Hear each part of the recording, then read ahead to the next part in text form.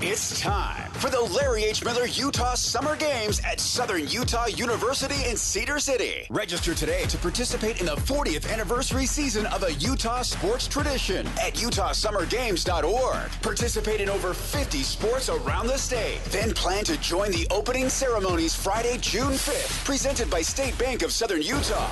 Register today to participate in the 40th anniversary season of the Larry H. Miller Utah Summer Games. Make game day yours. Tickets, food and drinks, stats, and streaming. Everything you need is in the Utah Mammoth app. Download today and make game night easy. Download on both Android and iPhone. Tusk Top. DJ and PK, it's 97.5, the KSL Sports Zone. PK, you and Dennis Lindsley pledged your undying devotion to one cause: changing the view of Utah, the Wasatch Front, and Salt Lake City throughout the NBA. And Dennis now works elsewhere, but you're making progress. Yeah, absolutely. You know, he joked about that he and I were going to change the perception of the Jazz because it had been negative, obviously. People had come out and scoffed at it, and I knew nothing. Well, it's not that I didn't know anything about Salt Lake City and Utah. I had been here a time or two, very briefly, if not just driving through on my way to Jackson Hole before I actually got the job with the Tribune and moved here. But then when I got here, you know, you talk about the sleeping giant. I always thought University of Utah football was a sleeping giant because I saw BYU do what they did, and I can remember going back. I can remember literally asking Bruce Woodbury, the longtime sports information director, what's going on here? Why isn't this program better? It should be better. And then it did get better, and look at it now. I was right.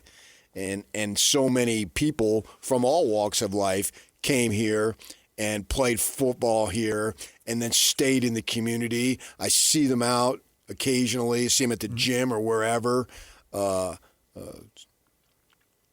And they're fine here. They thrive here. They're not just fine, they thrive here. And why couldn't that be at the professional level? And I think little by little, or big by big, little by big, whatever, it has been chipped away. And this is sort of anecdotal. It's anecdotal, and how the question is framed something. Matters, but that's what I say. There is some truth buried amongst a lot of stuff here. The Athletic ran a player poll, and there were lots of topics. It was a varied thing. But one of the questions in there is, what's the team you least want to be traded to? Oh, but no. The runaway winner. Turns out LeBron James has the pulse of the NBA players. He made a comment about not wanting to go to Memphis. 35.8% of the vote, Memphis by a wide margin. And they're in the middle of a rebuild, and the city's got issues, and nobody wants to go there. Washington was second at 11.7. Sacramento third at 10.8. New Orleans at 6.7. And then Brooklyn and Utah at 5. Largely, players don't want to go play for bad teams. When I look at those 6, what do they have in common? Well, they've been losing. That's what players seem to want to avoid. And we want players who want to be about winning. So, okay, that's good. And the next group of teams, Charlotte and Portland. Now, what I found interesting, Brooklyn got 5% of the vote. New York got 3.3%. And the Lakers got 1.7%. So that's 10% of the vote for New York and L.A. teams. I'm a little surprised the Clippers are the one who wasn't on the list. Yeah, but some people that involves way more complications. It does. If you have a game in the Garden or whatever they're calling the Brooklyn. So hard to get there and move around. There's so many people. Yeah. And let's face it, some people just aren't big city people. Right. Not everybody grows up in the big city and wants to be in the big city, and there's the two biggest cities. So I get all of that. Now, I do think this is a little squishy because players don't usually have just one place they don't want to go. If you told a player they're going to have 3, they're going to have 5, they're going to have 8, this whatever. Isn't a scientific poll. Exactly. We understand that. But the fact that Utah is now tied for 5th when there's a time that I think we all are pretty sure they would have been 1st or 2nd. Yeah, it was the butt of jokes. Yeah. It was a mock. It was okay. It was fashionable to mock this area. The Carlos Boozer interview in Miami. Well, you're glad, I forget what it was, and the setup to it, well, good thing you're out of there. And he said, no, it's not that bad. Well, because he's been here. He's been in the community. And he knows what the community's about. And now he knows both. This was a prior administration, but now he knows this administration. Yeah. And look at it. The owner is willing to spend money, building a whole basically bought them all. And basically. And he did. Yeah, he bought the Southtown Mall and he's redeveloping it. Yes.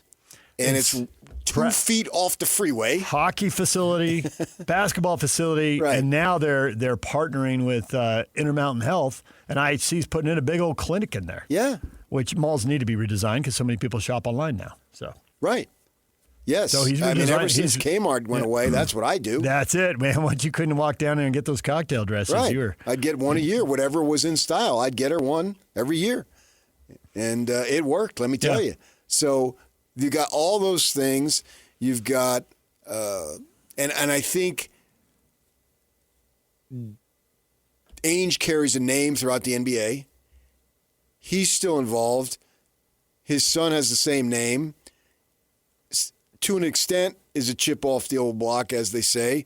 I think he lives and breathes basketball and has a great sense about what to do basketball-wise. And so that the Ainge name is going to be attached for the Jazz probably for another 15, 20 years, and who knows what happens after that. So everything is pointing in a positive direction.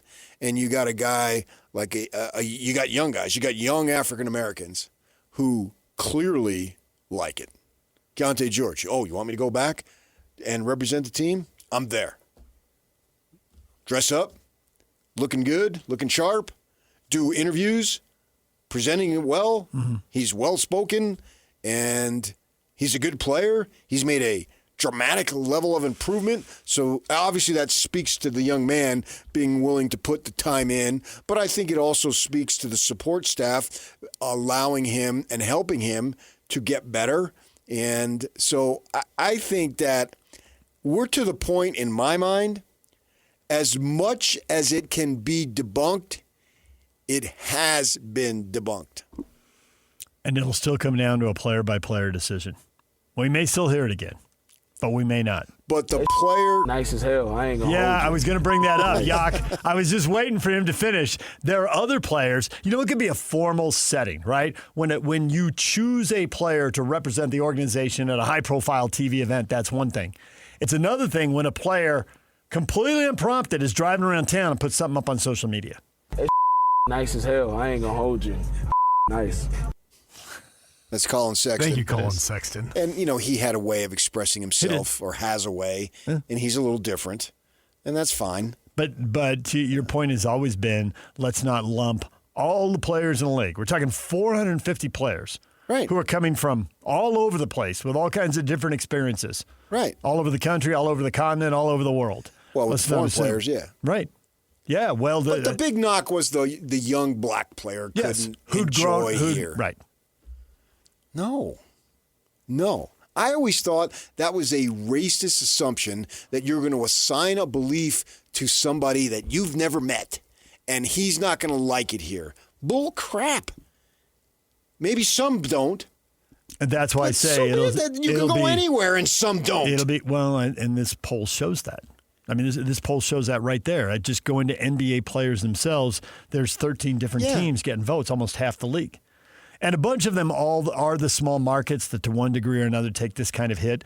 The Indianas, the Milwaukees, the Utahs, and Portlands. It's cold, it's rainy, it's snowy, it's not glamorous, it's not, and they're all on the list.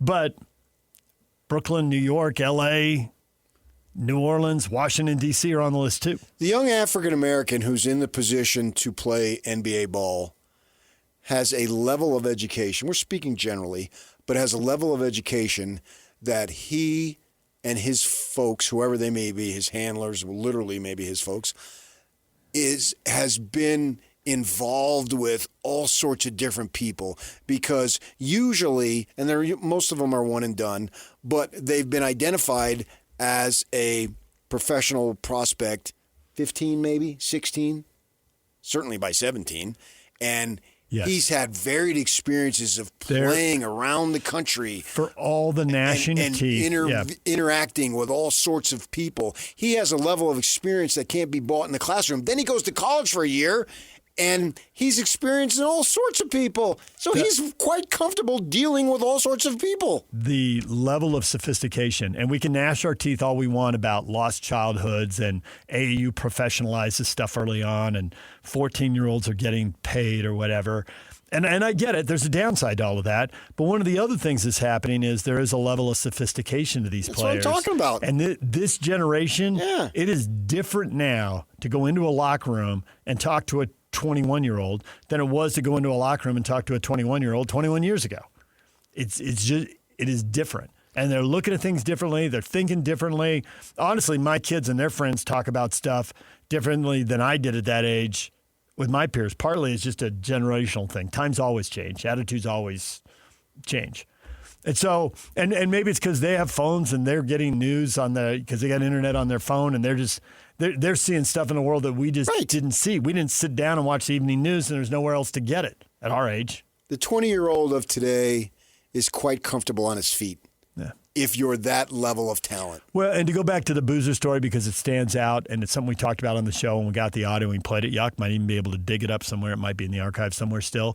Is that you think about who Carlos Boozer was when he did that interview. To your point, he grew up in Alaska, right? So that's different. That's extreme. That's unusual. He goes to Duke. Okay, living in the South is different. Then he goes to the upper Midwest. He's in Cleveland. He comes to Utah. He leaves and goes to Chicago, a megacity, for a guy who grew up in a state that doesn't have many people, right? Now he's on the phone either late in his career or after his career. Maybe he was in Chicago at the time. And he's in Miami, which is way different than North Carolina or Utah or Cleveland or Alaska. I mean, that guy can legitimately compare in a way most people can't. I've lived all over the place. Yeah. I can compare these places. I've lived it. Right. Now, his experience isn't necessarily going to be everybody's experience. I mean, he's a celebrity and he's a multimillionaire, and somebody else is not a celebrity and not a multimillionaire. Yeah, but that's why you've got kids from Florida choosing to come play ball at Utah. Boy, NIL is just accelerating this phenomenon as far as, we were talking spring football. Iowa State's got a kid, and he's on his fourth school in 6 years. He's been all over the place. And BYU just got a commitment from a defensive back from New Jersey. What? Yeah. that wouldn't happen in 30 years ago. Right. And so that young man, and he's still in high school, so he's a young man. So we'd say all this stuff. He's going to be able to converse with people. But we say all this in the next player because everybody's going to have a different situation when they want to go. The number's not 0. It's still 5%. Well, it's never going to be 0. Right. We understand that. But the Lakers aren't at 0 either. That was surprising. Do they not want to? They don't want to deal with L.A., or they're not going to get them shots because Doncic takes too many? I always wonder how much of this is because they say they don't want to go to this team. Well, the team is currently in a certain. I mean, Memphis. Well, these are guys right now. Right. Memphis is rebuilding now. Memphis was a winning organization 4 or 5 years ago. What I'm confident in saying, if a player does not want to be here, it's not because this is just like the one guy from San Diego walking in Provo is like walking in Alabama in the 50s. That's not what... The police are not going to take out a hose. There's going to be exceptions and there's going to be issues. It's not issue-free. And we're never going to be issue-free in the rest of the history of the world. We're speaking on a broad, general level. So if a player doesn't want to come for whatever reason, state of the organization, shots, the city, whatever it is, the point now is looking at these numbers. Okay, that player doesn't want to, but the next player will, or the player after that will. But it does suck that back-to-back it was Hayward and Mitchell leaving.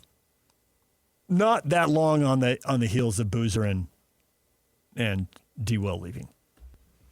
Now, the thing is, when Carlos came back and when he first started doing appearances here, and I always find it weird, the athletes who are really successful and really aggressive, like how low-key and mellow they can be off the court. For whatever reason, I got my assumptions, and that just stuns me. And I've seen that multiple sports, multiple ages. I don't know. I just expect a little more of the Jersey attitude you always talk about all the way through life.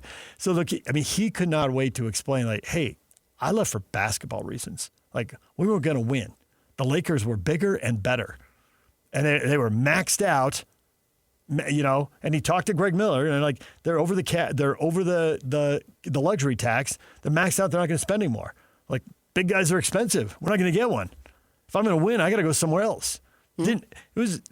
He just could not wait to explain. This is a basketball decision. And the whole time I was thinking, I was like, well, yeah, I know you don't know this, but we got the clip from Miami and we played it. I already have a pretty good idea. But he was worried that was the misconception. Like he was just coming in filled with, fear and loathing and animosity towards the city. And disgust. And no, this is basketball. And I'm like, yeah, if you wanted to go off, you would have gone off on a radio in Miami when you figured there are no repercussions. You could have agreed with a guy, leading question, Your Honor. Right. And he didn't. No. So, but I do think that it's changed, and partly it's just because things always change, and partly it's because people have tried to change it. Both the Millers and Ryan Smith tried to change things and recognized, hey, there's hurdles here. There's stuff here, it's hard. I mean, we had Joe Ingles on, and you asked him, what do you think? Why? And he said, well, I hear my teammates' stories, and it gives just a certain level of empathy because I know these guys, and I see their faces when they're talking. I'm like, well, this is real. It's not something Joe faced. Right. He's a white guy. That's going to be out there. Yeah. It's always going to be out there. I've got friends. So partly it's happened just because everything evolves over time. Everything's different than it was 20, 30, 40 years ago, wherever you go. There's partly that, but partly it's been intentional change that both the Millers and the Smiths are like, hey, we got to change some stuff here. And some things are small and some things are big. So it's a combination of, and I do think it goes back to Joe's conversation, and I think when I've heard Ryan Smith talk, it goes back to something you've always said. Like, there's problems, but if you really want to change it, it's hard at a societal level to get on social media or get behind a podium and scream at somebody and lecture somebody. Right. Form a bond. Right. Work with somebody and find out what their hopes and dreams are and what their goals are and what they're willing to do and what their hurdles are. And then it melts away. Yeah. And you got a guy that you talk to. I don't know how often you text with him because you text with a lot of people all the time. You're watching games at least 6 nights a week, and you're texting with people while you do. But you talk to him once in a while. But he comes on the show and you can hear the emotion. Like you guys don't talk all the time, but you got a bond that goes back to sitting at a desk in a building that doesn't exist anymore 35 years ago. Right. But that's because you got to know each other. Forget the cliches and forget the posturing and forget the politics. Just, but that goes back to what somebody said a long time ago, famously, the content of the character. You know the content of his character. Oh, 100%. Yeah, I know who you're talking about. Yeah, absolutely. And then if you don't like that person, it may be because something just rubs you wrong. But I believe you end up liking most people that you get to know. Not everyone. I'm not sitting here saying I love everyone. I don't. There's a few people. But most people that I get to know, they're pretty good people. And I do think the bottom line here is that if a player doesn't want to be here, it's not going to be for basketball reasons and community reasons just are through the roof, and he's going to be miserable. And they can't keep everyone anyway. Yeah. So you can't get everyone you want. But I think the Millers did a fine job. And I think the new administration and ownership is taking the ball, so to speak, and running with it and continuing to chip away. 5%. It was surprising to see that number. But it also looks like this generation of players, man, a lot of this seems to ride on basketball. Not exclusively. Which probably it should be because it's your job and that's what you're here for. Yeah. All right, DJ and PK, it's 97.5, the KSL Sports Zone. Summer is all about freedom, fun, and growing up. And between the ages of 9 and 13, kids are starting to form their views about alcohol. With more independence, their still developing brains need more guidance and support than ever. That's why summer is the perfect time to stay connected and plan fun, safe family activities together. Research shows kids who spend quality time with their parents doing what they enjoy are less likely to drink underage. And when kids feel close to you, they're more likely to listen, especially when you set clear expectations. In fact, kids who drink before 15 are far more likely to struggle with alcohol later. This summer, create a no-bummer summer with fun, alcohol-free activities for your kids. Go to summer.parentsempowered.org to take a quick quiz and discover ideas tailored to your family. A little time together can make a big difference. For more information and to learn more about how to prevent underage drinking, visit parentsempowered.org.